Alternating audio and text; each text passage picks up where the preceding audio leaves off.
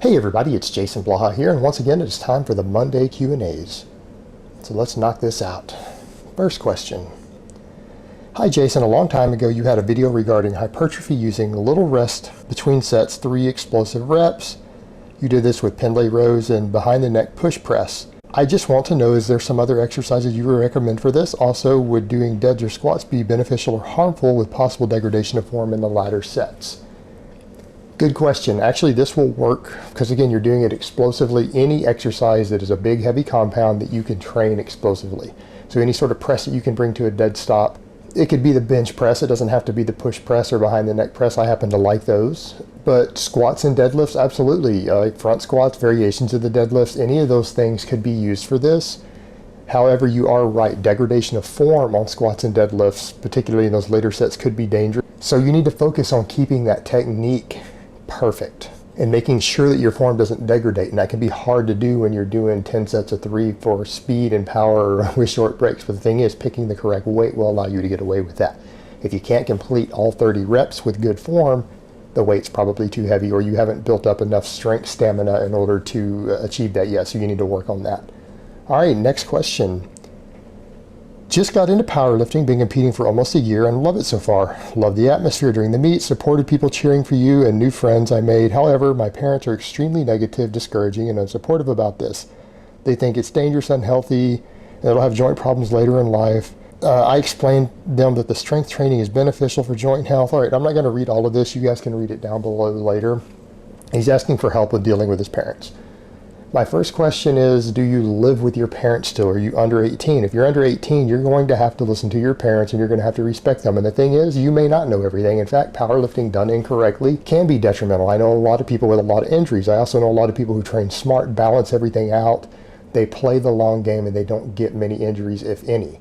So if you're not paying attention to your longevity, making sure things like your rear delts are good, making sure that you're not gripping the bar too wide on the deadlift, paying attention to elbow bend on the deadlift.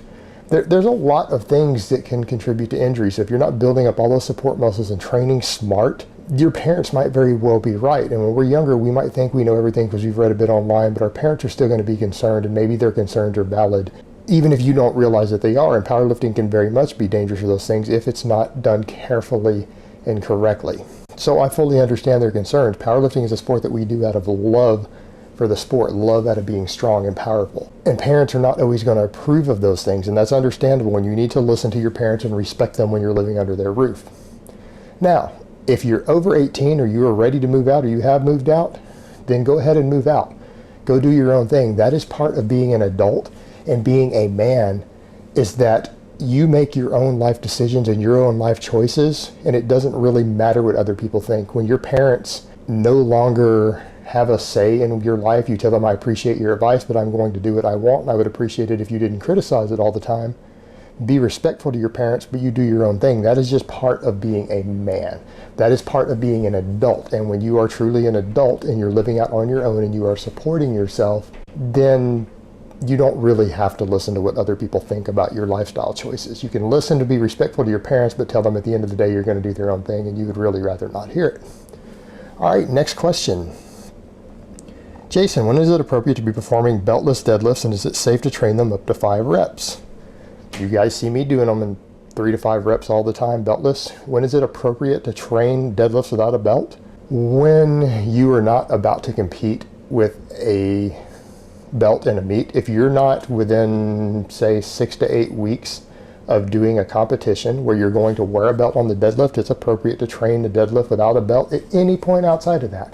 Every time you train if you want, no problem. You can go up to 5 reps, you can go up to 8 reps as long as your technique is good, just fine. In fact, you can do high reps with them as long as you can maintain proper technique. I'm not really a big fan of using the belt on the deadlift anyway, so it's kind of a funny question for you to ask. It's appropriate most of the time if that's what you choose to do. Next question. Opinion on training twice per day, 1 to 2 times per week. For example, power moves like bench, overhead press in the morning, and hypertrophy exercises at night. Look, you're still running into the same issue of mixed phase training, of training the same body parts and exercises with a largely different rep range. I've discussed in the past why that can be counterintuitive sometimes, why it can give slightly less results than having individual training days or individual phases dedicated to rep ranges, other than, again, minor accessory movements tacked on at the end. So you still run into the same issue there. And the next question that comes to, can training twice per day through some phases be beneficial? Yes, but only if you're a really serious athlete. If you're not a serious competitive athlete in something and you're really wanting to go lift twice a day, trying to glean a 0.5% edge, because that's what you're doing. When you're going in and doing a second training session per day, you're not going to get 10% better results. You're trying to get a 0.5% better results, 1% better results for a relatively large time commitment. If you don't compete in anything, at least seriously in some way, and you're doing this, I would say that you really should focus on getting a life outside of the gym also. There's just no need for that. That's the sort of thing you would do when you're peaking for something. You know, if you're trying to be a pro bodybuilder, you're trying to break some records in deadlifting or the squat or something else, then by all means, this sort of thing could be appropriate. But for if you're a recreational lifter who does this just for fun and love of lifting, I'm going to recommend that you not train twice a day at all. In fact, even lifting beyond maybe 4 to 5 days a week is probably excessive. And you're basically getting very, very little for your extra work, and it's just cutting into you having a life outside of the gym. All right, next question. Will you talk about high calorie days during a cut at low body fat levels? Seems to be mainly a mental advantage to take sort of a diet break. Is there actually a physiological result from spiking metabolism? Thanks. Really, you shouldn't be worried about things like spiking metabolism. This is the sort of bullshit that comes with the whole metabolic damage thing. That's a whole nother topic I've done other videos on. We don't really need to go into that so much. The main thing that you're doing, you're not really spiking your metabolism much at all. What you're doing by having big refeed days, it helps you preserve muscle mass better. It helps you replenish muscle glycogen, keep your body in a more anabolic state, because you're going to tend to lose body fat, particularly if you're drug-free when you're cutting. If you're relatively lean and you're cutting and you're not on any drugs, you're going to lose muscle. It's unavoidable. And the harder and faster you cut, the more muscle you're going to lose. So the whole idea with having these higher calorie days is to create a more anabolic environment in your muscle tissue so you can try to regain some of the muscle you lost during the week, replenish muscle glycogen so that you can have better performance over the next few days, so that if you can maintain your strength, maintain your lifts in the gym, you're going to preserve muscle mass much better. And as you get leaner, it becomes harder and harder to do that. So that's the whole idea there. And the psychological component is definitely there as well. All right, next question. Can one still reap all the rewards of a bench press if you stop short of touching your chest? No. Some bodybuilders stop when their arms become parallel with a bench or torso, while powerlifters must touch their chest due to the rules of the sport. Both seem to build well-rounded pecs. What do you think? Thanks. We could argue all day long about hypertrophy and full range of motion. We know that for strength, joint angle specificities matter. So obviously someone who's trying to get strong and explosive needs to be doing a full range of motion while they're pressing like their bench press. I'm going to assume you're talking purely about hypertrophy and gaining size, because you brought up the other thing of their full round pecs. Sure, it's possible to build big muscles off of partials, but the issue we get into is of safety concerns, because the issue you always have, guys who stop short on things like their bench press, they're always stopping short, invariably what happens sooner or later, these are the guys who get the highest rate of injuries. These are the guys who tear pecs, who injure their shoulders, because they don't build the strength out of the bottom, they don't build the joint angle specificity, and sooner or later, with a really heavy weight, one day the bar drops too low.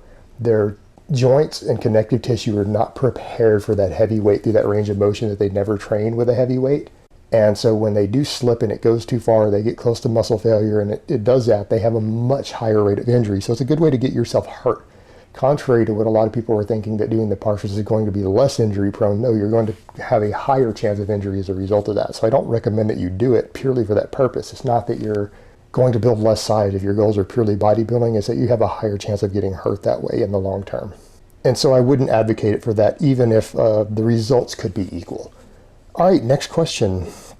Is it safe to consume all your fat needs from eggs alone? Around 100 grams of fat from eggs.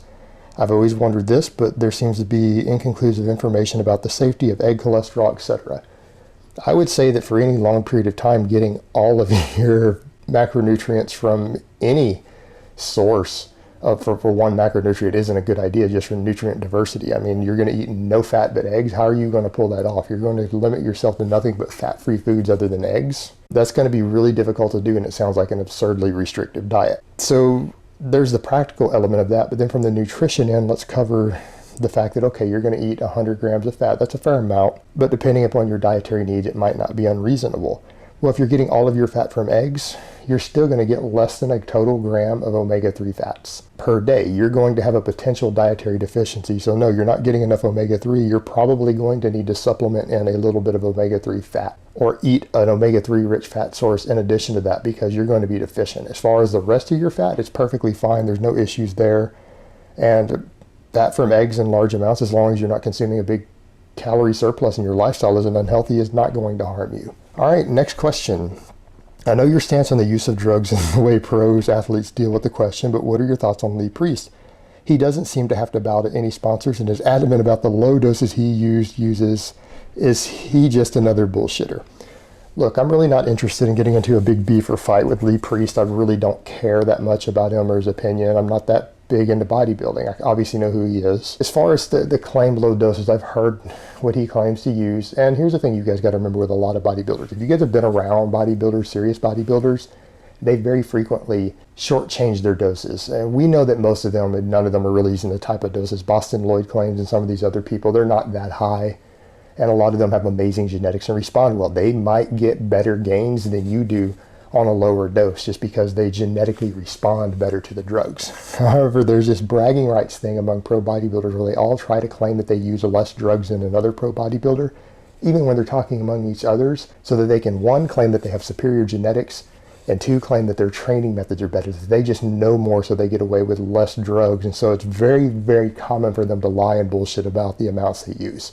This is something I've observed over many years of being around it. So when they're telling you what they use and you think that they have no reason to lie, keep in mind those latter reasons. If they can claim that they use a half or a third or a fourth of the doses they really use, they can now bullshit you about how either a bragging rights for their genetic response or bragging rights about how hard they train and how much better their training methods are than everyone else who needs 4 times the drugs.